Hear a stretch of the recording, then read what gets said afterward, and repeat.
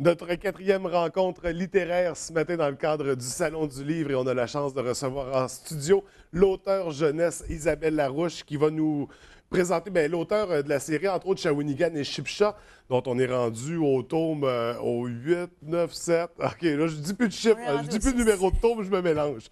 Le roman Je hais les lunettes aussi, des romans qui concerne aussi les Amérindiens mystères au Pied-Kouagami, pardon. Entre autres, plusieurs romans. Isabelle, bienvenue à l'émission. Bien, merci. Écoute, on va débuter tout de suite avec la série Shawinigan et Chipcha parce que ça marque, c'est pas le premier livre que tu as écrit, mais c'est quand même dans tes débuts littéraires et aujourd'hui, on a encore un nouveau tome. Peux-tu nous rappeler les grandes lignes de cette série? Alors moi, je suis un petit peu dans le réalisme. Hein. Shawinigan et Chipcha, ce sont mes véritables chats. Oui. Ils existent en chair et en poil. Beaucoup en poil, c'est ainsi. Et puis, c'est des aventures qui se passent dans mon quartier.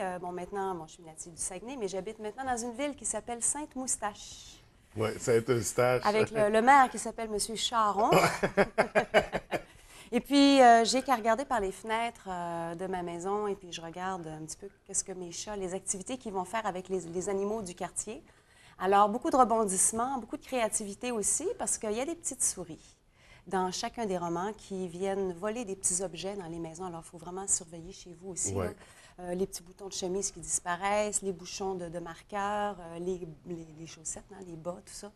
Et puis, les petites souris vont inventer des choses. Alors, dans chaque tome, il y a une invention, il y a quelque chose qui va venir, soit venir en aide ou porter secours, justement, aux animaux qui sont présents dans la série. Évidemment, Shawinigan et Chipcha étant les principaux personnages. Et là, on mentionne, il suffit qu'à regarder par la fenêtre et l'histoire se crée. Précédemment, avec l'auteur Hervé Gagnon, on mentionnait que peut-être qu'un auteur, c'est seulement un réceptacle qui reçoit l'histoire et qui la transmet par écrit. Je suis d'accord avec lui. Moi, je pense qu'on est né avec un paquet d'histoires en dedans de nous. Ils sont, soit qu'ils sont en dedans de nous ou qu'on est branchés. Ouais. Mais je pense que tous les romans que je vais écrire, parce que j'ai loin d'avoir fini, je les porte en moi encore. Okay. Je les sens. Je sais qu'ils existent. On les évacue. Je les évacue, ça fait du bien. Parce que ça donne la place pour l'autre. On dirait qu'ils sont en ligne. Souvent, je travaille 2-3 romans en même temps. Puis, je les pressens. Quand je me mets à l'ouvrage, là, je connais déjà la fin, je sais, j'ai déjà une bonne idée. C'est comme si c'est branché à quelque part. Fait que je suis tout à fait d'accord avec Hervé. Ça fait que, on sait aussi, il y a un phénomène parfois que les auteurs nous parlent, que le personnage prend vie et prend le contrôle de l'histoire. Et là, l'auteur est un peu victime du personnage. Ça fait partie des aléas du métier. C'est sûr que moi, j'ai mes félins qui se promènent dans la maison, puis qui ronronnent, puis qui viennent au-dessus de mon épaule pour voir qu'est-ce que je fais. Évidemment, je me fais un plan, mais ça arrive très souvent que je vais tergiverser, que je vais me promener. Parce que l'histoire prend vie à ce moment-là. Ouais. Donc, c'est toute la relation entre l'auteur et son œuvre. Oui. Et là, pour Shawinigan et Chipcha, le dernier tome, Les Chacrobates, qu'est-ce qui se passe rapidement? Eh bien, c'est un roman automnal parce que je suis les saisons. Et Ouais. Les Chacrobates, ça tombe bien, ça se passe à l'automne. À Sainte-Moustache, où j'habite, on a rasé un petit boisé. Et ce boisé-là comportait des noisettiers, qui est la source d'alimentation pour les écureuils. Et les écureuils, vous savez, font des réserves pour l'hiver, mais là, ils sont mal pris. Oui. Et j'ai bien vu ça, moi, encore de la fenêtre de mon salon, sur les fils électriques, que je voyais les petits écureuils qui se promenaient. Et puis mes chats aussi les surveillaient et tout ça. Et j'ai comme senti qu'il y avait un coup de main là, qu'il fallait qu'il soit donné pour les aider. Et pour ça, ils vont devoir faire toutes sortes d'acrobaties. Alors, c'est la thématique du cirque. Je ne sais pas si vous avez déjà vu des shakirs, évidemment des chacrobates. On va voir des jongleurs, des ratons laveurs qui fouillent dans les poubelles et qui vont faire tout un numéro de clown. Il y en a beaucoup de rebondissements. Donc là, c'est vraiment du cirque. Et tout ça, ça se passe dans ma ruelle. Hein. Je n'ai qu'à regarder tout ça. Puis, alors, je vous jure, tout ça, ça arrive vrai. Là. Et là, ça vient marquer. C'est une série importante de la quantité de romans que vous nous avez offert. Et des lecteurs qui l'aiment aussi. C'est incroyable comment les jeunes aiment cette série. Ils en redemandent. Parce qu'au départ, je ne voulais pas faire une série. Moi, c'était le premier tome pour présenter mes chats, c'est tout. Mais la demande a fait en sorte que... Et j'en ai déjà 2 prévus qui vont suivre la série. Donc, à surveiller très bientôt. Oui. Derrière cette passion, ou à côté de cette passion pour les chats, on sent aussi une passion pour la culture amérindienne Oui. au travers de toute la bibliographie. Oui. Plusieurs romans qui touchent à ça. On parle d'esprit de forêt, on parle d'Inuit, on parle de légendes, légende du corbeau. Oui. Ça vient d'où cet intérêt-là? Ben, écoutez, moi, quand j'étais petite, mes parents étaient fondateurs de la Société d'archéologie du Saguenay-Lac-Saint-Jean. Alors, toute petite, moi, je prenais la rivière Péribonka avec eux, la Chouette-Mouchouane, les rivières dans le Grand Nord, le Grand Lac Mistassini. Et puis, on vivait en camping tout l'été. On vivait comme les Premières Nations ont toujours vécu. Puis, moi, ça m'a marqué beaucoup, beaucoup, beaucoup. Ensuite, enseignante, parce que j'ai été enseignante pendant plusieurs années. Tout de suite, je suis allée dans les communautés autochtones. C'était mon intérêt premier. J'avais envie de cette rencontre-là. J'avais imaginé les Autochtones dans leur passé, dans leur légendes, dans leur façon de vivre ancienne, mais j'avais envie de les rencontrer maintenant. Et ça, c'est ce que ça m'a apporté. Puis j'ai envie de partager ça avec les jeunes parce que je trouve qu'il y a un pont qu'on a besoin de faire pour que cette rencontre-là ait lieu.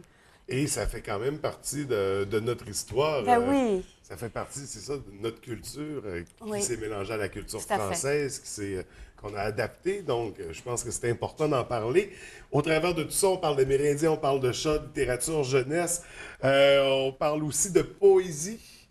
Il n'y a pas des petits recueils. On parle, en fait, 1000 mots d'amour, de poésie, histoire d'amour, Oui, bien pardon. sûr. Ah, ça, c'est un beau projet. Ça, c'est Les Impatients. C'est Clémence Desrochers qui est la porte-parole de cet organisme-là.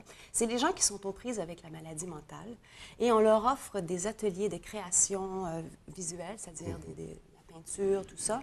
Et évidemment, ça prend des fonds, tout ça. Alors, on fait un appel à toute la cohorte artistique du Québec. Et là, c'est pas seulement que les auteurs, on va voir des acteurs, des musiciens, on va voir Roy Dupuis, on va voir Alexandre Desilets. Enfin, tous ces gens-là vont participer, vont soumettre une lettre d'amour ou un poème ou des mots d'amour. Alors, j'ai participé à quelques reprises à ce recueil-là.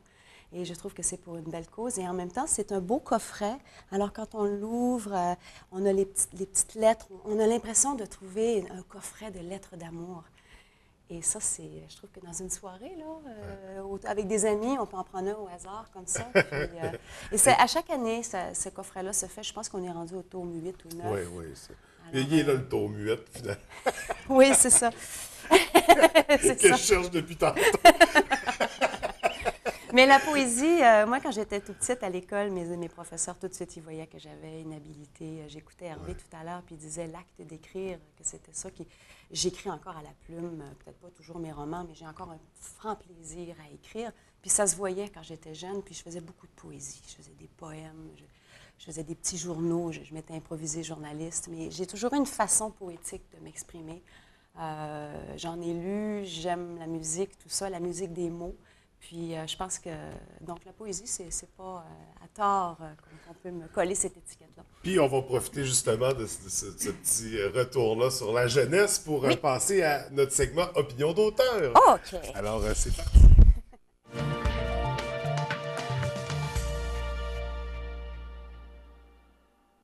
On débute avec le livre qui a marqué ta vie. Ça va être les livres. Les livres qui ont... Je suis une grande lectrice quand j'étais petite aussi.